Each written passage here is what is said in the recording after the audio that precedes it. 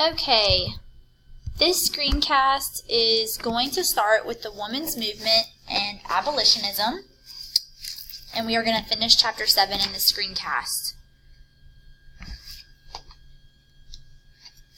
So, women were involved in a lot of reform movements at this time, including education, moral reform, social injustice, religious revival. They're also believers in abolitionism. And so a lot of women are fighting for the end of slavery. Now, as women are becoming more and more involved in these different kind of separate reform movements, they're also starting to question their own social statuses, and they're starting to focus on efforts to reform women's rights. So we're going to see a couple of women emerge as what will become women's rights leaders, but they start off by really advocating for the lives of female slaves and African American women.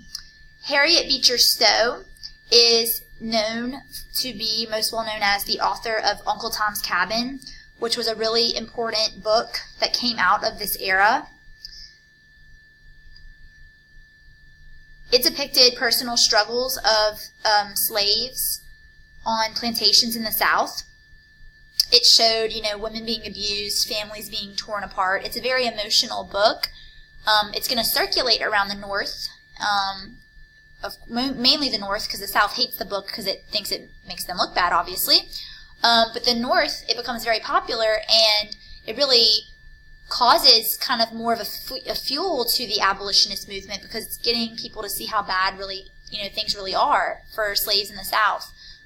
Slave owners in the South will denounce the book and say that it's over-exaggerating and that Harriet Beecher Stowe doesn't know anything, but many of her stories in the book, even though it's a work of fiction, she says it's based on interviews and different, encounters she had with former slaves. Another well-known female that was part of the abolitionist movement was a former slave herself, and her name was Sojourner Truth.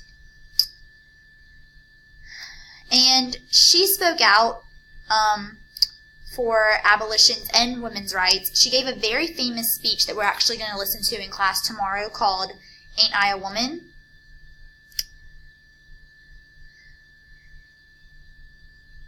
And she kind of questioned why certain rights were only given to men instead of women.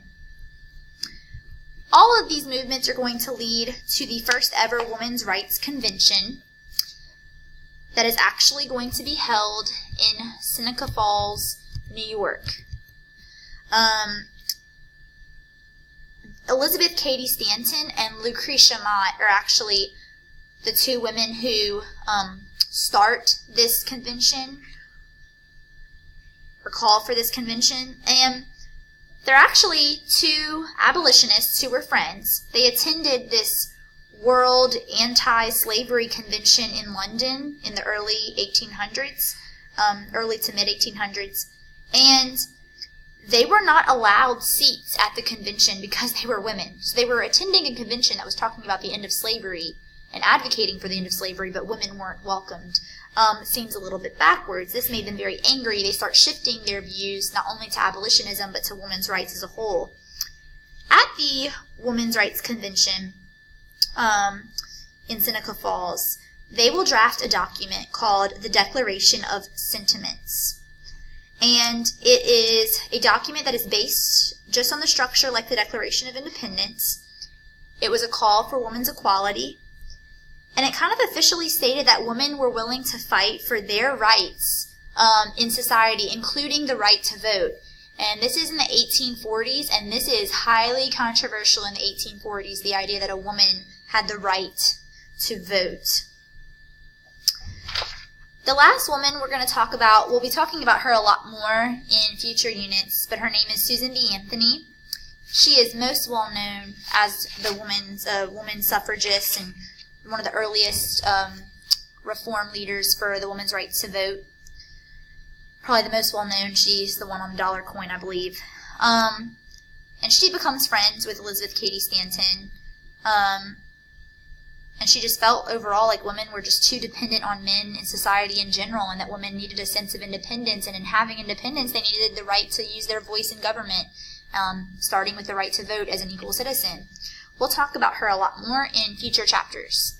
Write down any questions you have, and we'll watch the video tomorrow, and I'll see you.